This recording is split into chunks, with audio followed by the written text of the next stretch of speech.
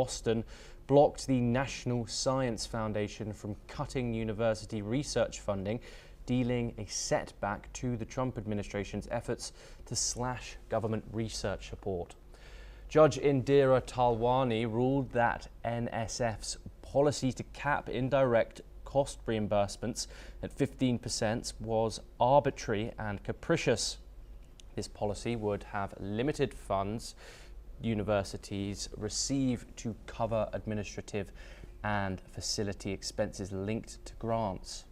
The NSF implemented this policy in May to reduce administrative overhead spending, which had reached over $1 billion annually. However, universities argue that the 15% cap is far below the previous rates, often between 50% and 65%, negotiated for indirect costs. Several leading universities, including MIT, Princeton, and the University of California, sued to challenge the policy, saying it threatens scientific research and the US's global leadership in innovation. Similar legal challenges have also stopped funding cuts at NIH and the Department of Energy, with the Department of Defense's 15% cap currently under temporary injunction, waiting further review. We move on once again. Armenian Prime Minister Nikol Pashinyan met with Turkish President Erdogan in Istanbul in a rare bilateral visit aimed at mending ties and reopening their shared land border. The visit marks a significant step towards normalizing relations between the two neighbors who have no formal diplomatic ties. Relations have been strained by historical tensions, mostly centered on the mass killings of Armenians by Ottoman forces during World War I, which Armenia and many countries recognize as genocide. Moreover, Turkey has also maintained strong support for Azerbaijan and its long-standing territorial conflict with Armenia over Nagorno-Karabakh. Despite having faced multiple defeats to Azerbaijan in recent years, Prime Minister Pashinyan has pursued a policy of normalization with both Ankara and with Baku. According to a statement from Erdogan's office, the Turkish president has expressed support for Armenia's peace efforts with Azerbaijan after the talks in Istanbul.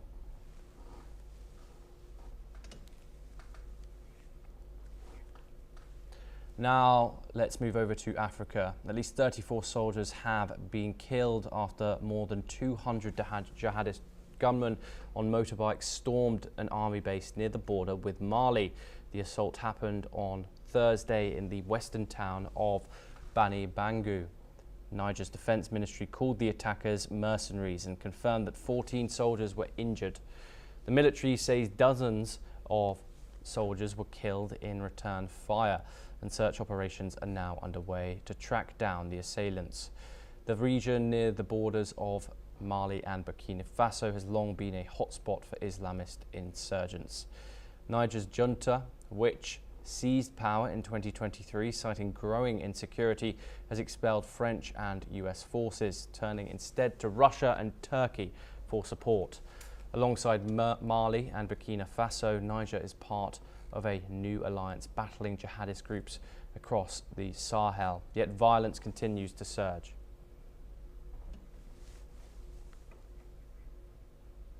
We now turn to South America. Panama has declared a state of emergency in its main banana-producing region amid escalating protests over pension reform. The government announced that constitutional rights will be suspended for 5 days in the northwestern province of Bocas del Toro, following reports of looting and vandalism.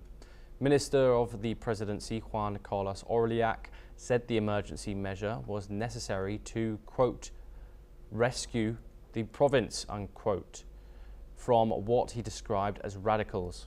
Tensions began a month ago when the local banana workers union in Bocas del Toro joined a nationwide strike against proposed pension cuts. The protests, which have drawn support from unions and indigenous groups across Panama, have seen repeated clashes with authorities, with some of the most intense confrontations occurring in Bocas del Toro. Here's what the Minister of the Presidency had to say. El Ministerio de Seguridad desplazó a más de 1.500 unidades para reabrir las vías sin el uso de armas letales, muy importante, y priorizando siempre la seguridad y los derechos humanos de los manifestantes y de todos los ciudadanos. Sin embargo, ante la ruptura del orden y los actos de violencia sistemática, el Estado hará valer su mandato constitucional de garantizar la paz, el orden y el respeto a los derechos fundamentales de la mayoría de los panameños.